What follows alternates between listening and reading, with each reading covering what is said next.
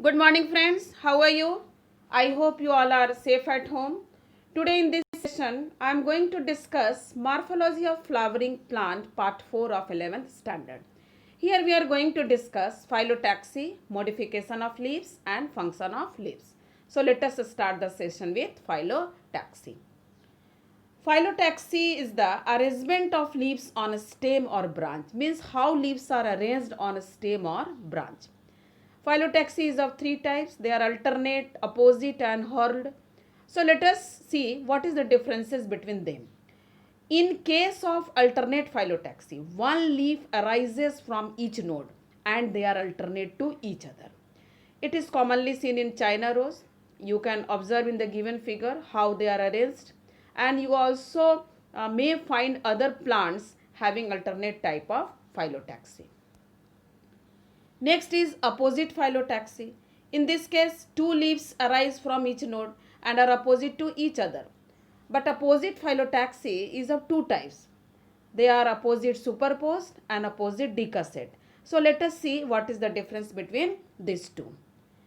In opposite superposed phyllotaxy, all the pairs of leaves of a branch or a stem arise in the same plane in such a way that only two vertical rows of leaves are formed. For example, it is seen in Jamun and Guava.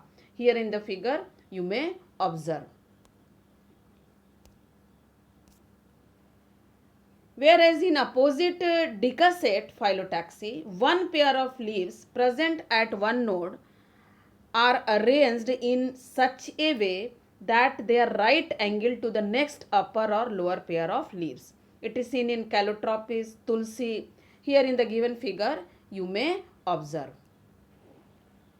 Last one is whorl phyllotaxy, in which more than two leaves arises from one node and it form a whorl and appear to be arranged in circular manner. It is commonly seen in Alstonia that you may observe in the figure. In this figure, it is about different types of phyllotaxy. A is alternate. You may observe one leaf from each node. B is opposite, where two leaves arises from one node, and C is whorl, where number of leaves arises from each node. Now let us discuss about modification of leaves. Like roots and stems, leaves are also modified to perform additional functions besides photosynthesis, transpiration, gaseous exchange, etc. So let us see. First is a storage leaf.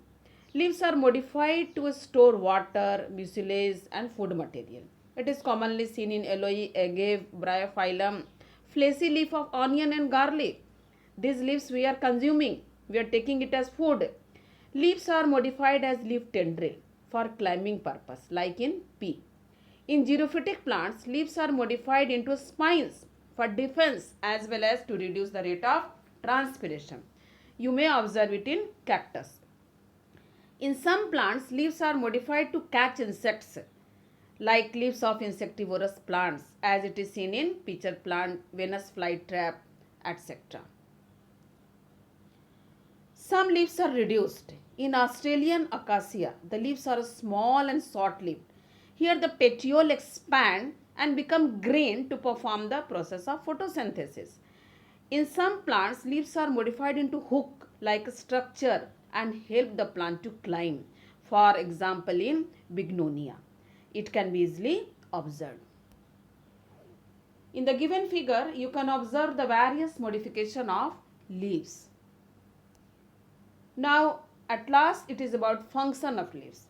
Leaf also show primary as well as secondary functions. First, we will discuss about primary functions.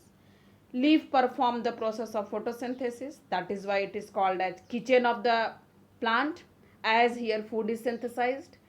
It helps in gaseous exchange. During photosynthesis, CO2 is taken in, NO2 is given out, but during respiration, oxygen is taken in and carbon dioxide is given out. It plays important role in transpiration, that is loss of water in the form of water vapor. It also helps in protection of birds and in conduction. Secondary functions of leaves are storage of substance like water, mucilage and food. It also helps in protection and support. Some leaves perform the process of nitrogen nutrition to the plant, as in insectivorous plant. Some leaves helps in reproduction, as in bryophyllum. So, children, this is all about today's session. Thank you. For any kind of doubts, please write your question in comment section.